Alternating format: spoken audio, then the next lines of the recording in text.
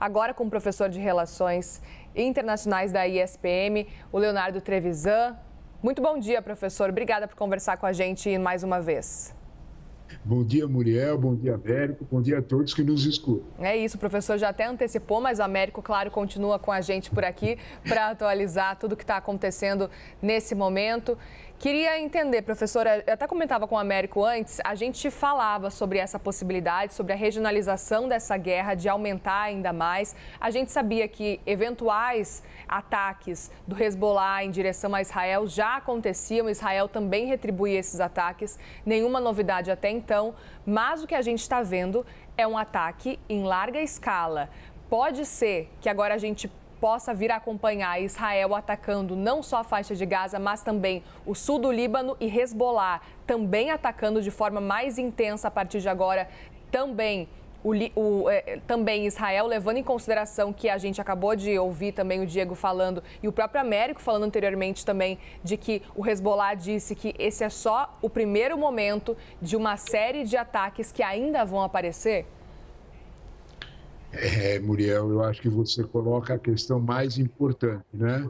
No fim da fala do Diego, ele foi muito claro, né? Ele destacou o essencial.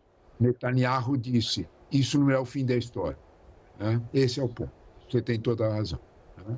Há uma troca visível de ataques e contra-ataques sem nenhuma intenção de parar. Né? Nós temos que colocar toda essa escalada, porque não pode deixar de ser esse nome, essa escalada da madrugada deste domingo, do fim da noite de sábado, em dois pontos. Né? Primeiro deles é a volta da nona viagem, veja bem, são 9 viagens de Antony Blinken ao Oriente Médio. Né? E a Hamas e Hezbollah pressionado pelos árabes moderados, como o próprio Diego mostrou que o Hezbollah avisou, olha, nas considerações políticas, eles atrasaram o ataque. Né?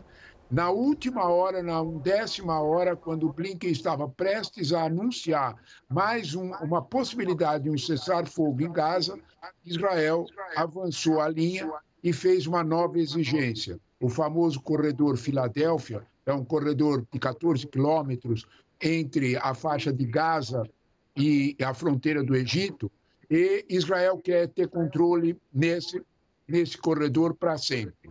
Inaceitável para o Hamas. É, de alguma forma, um ponto novo nessa situação, e Blinken voltou a Washington carregado de toda a decepção possível, mais uma vez. É nesse contexto que a gente precisa entender esse fato. É claro que o ataque, como o próprio Hagari, o porta-voz de Israel, anunciou, foi um ataque preventivo. Né? Israel sabia que com essa situação os foguetes viriam e ela atacou preventivamente. Em outras palavras, nós podemos dizer que nós vivemos também no Oriente Médio uma espécie de agonia do 5 de novembro, Muriel. Né? Os dois lados estão esperando a decisão da eleição americana e, evidentemente, essas escaramuças vão continuar. Tomara que elas não se transformem, elas não saiam do controle e se transformem numa guerra regional muito mais séria. E a gente sabe que os Estados Unidos podem estar diretamente envolvidos nesse cenário, levando em consideração que o próprio Donald Trump, já nos discursos de campanha, já falou que a guerra entre Israel e Hamas não teria acontecido se ele fosse presidente do país. Portanto, a gente sabe que essa é uma discussão muito, muito presente na campanha americana. O Américo também está aqui com a gente, obviamente, para fazer perguntas e conversar e trazer o que mais quiser complementar sobre esse cenário. Américo. Muito obrigado, Muriel. Professor, grande prazer estar aqui com o senhor novamente. Muito obrigado aí pela oportunidade de poder esclarecer vários desses assuntos. Eu queria pegar justamente nesse ponto que o senhor levantou com relação às negociações de um eventual cessar-fogo. Apesar dessa pressão americana, esse interesse dos americanos em tentar fazer esse cessar-fogo, tanto por interesses nacionais, ou seja, eleitorais do presidente Joe Biden, que gostaria desse cessar-fogo antes das eleições do dia 5 de novembro lá nos Estados Unidos, mas também para tentar justamente evitar que isso vire essa escalada de uma guerra, a gente tem visto o interesse muito forte dos americanos, mas os dois lados que interessam, Hamas e Israel, não parecem ali tão entusiasmados, vamos dizer assim, com a possibilidade de um cessar-fogo. Cada vez que eles aproximam-se de chegar mais perto desse cessar-fogo, os dois lados colocam mais questões, inventam novas exigências para claramente não chegar nesse cessar-fogo. O governo israelense, por exemplo, tem feito isso. Minha pergunta é, o que o governo americano poderia fazer em termos de pressão, na prática, para forçar um cessar-fogo? Ou não existe essa possibilidade? Américo, eu acho que você coloca a questão mais complicada nesse processo, que é qual é o papel dos Estados Unidos, né? Os Estados Unidos se equilibram no fio da navalha nessa situação, porque eles sabem perfeitamente da força que tem a opinião israelense dentro dos Estados Unidos. São muito poderosos no Congresso, na mídia americana, na população americana, não vamos nos enganar sobre isso, né? Os Estados Unidos têm o Israel como um forte aliado, não há dúvida alguma.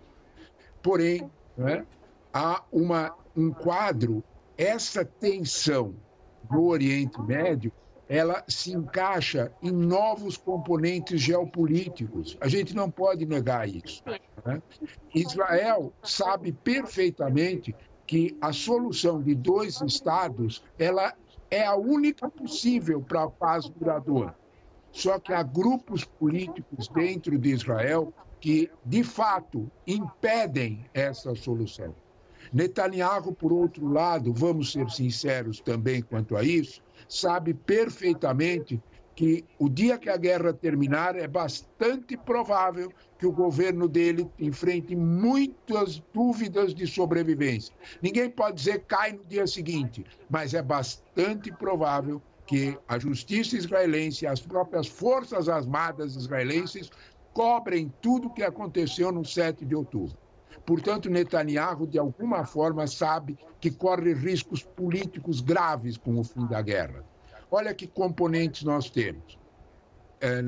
Eu insisto, Américo, que, de alguma forma, os Estados Unidos hoje têm, neste assunto Oriente Médio, a companhia da China para poder acalmar a situação via Irã, porque para a China também não interessa uma conflagração absoluta no Oriente Médio que faria o preço do petróleo explodir.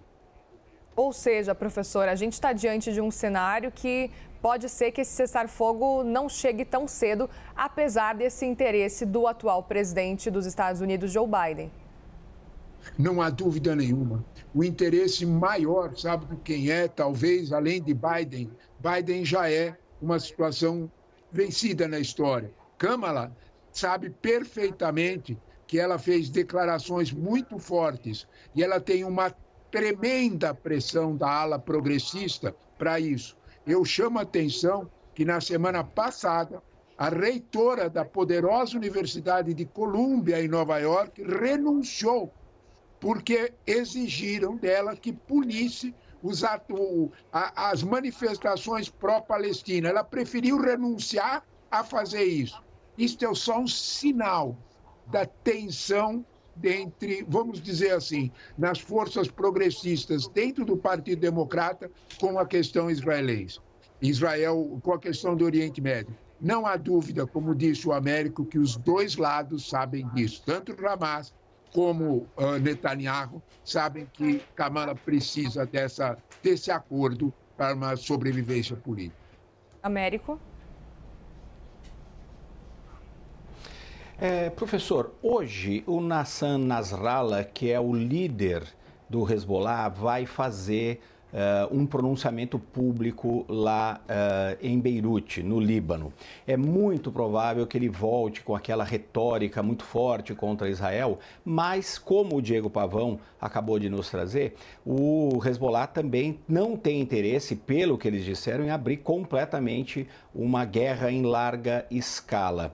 O senhor acredita que o Irã vai, de alguma forma, estimular o Nasrallah a eventualmente mudar essa posição e, de fato, abrir ali uma guerra em muito maior escala? Ou isso, no final das contas, não interessaria tanto ao grupo militante xiita? Olha, duas coisas.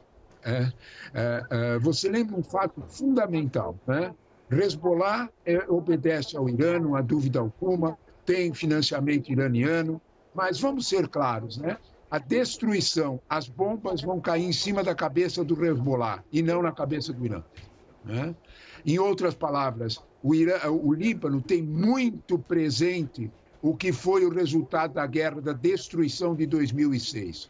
Custou uma reconstrução de mais de 15 bilhões de dólares financiados por vários países árabes moderados, para exatamente deixar o Hezbollah numa situação difícil. Nova guerra, nova destruição. Então, esse ponto é real, né? De alguma forma, o Hezbollah sabe do poder militar de Israel e isso seria muito forte, a destruição. Eu acho que a gente perdeu o contato agora com o professor, travou bem no finzinho da resposta dele. Voltou, professor. Pode continuar e concluir, por favor? Acho que voltou. Agora voltou, professor. Pode falar. De alguma forma, se o Hezbollah, de alguma forma, sabe desse ataque, para o conjunto dessa realidade, ele também tem forças progressistas que o pressionam dentro do Hezbollah. É esse o receio, né? De alguma forma, o Hezbollah não é uma coisa única, nada é único, né? Então, quando nós olhamos para esse quadro, esse ponto tem que ser levado em conta. Quanto ao Irã, Américo, eu temo que o Irã está numa situação econômica complexa, difícil.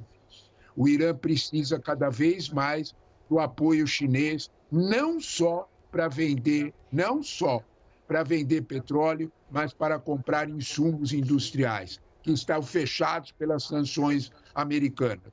Em outras palavras, a ajuda da diplomacia chinesa, nesse caso, é muito eficiente contra o Irã. Você tem razão que o discurso do Nasrallah de hoje à tarde vai ser um sinal sobre o quanto todos esses fatores vão funcionar como válvula de contenção. A retórica poderá ser mais forte, mas eu acho que as ações serão mais contidas. Muito bem, nós conversamos com o professor de Relações Internacionais da ESPM, Leonardo Trevisan. Professor, muito bom te receber sempre. Obrigada mais uma vez por conversar com a gente nesse domingo. Eu é que agradeço. Boa tarde, Muriel. Boa tarde, Américo. Até uma próxima vez. Obrigada. Bom fim de semana e obrigada, Américo, também por enquanto.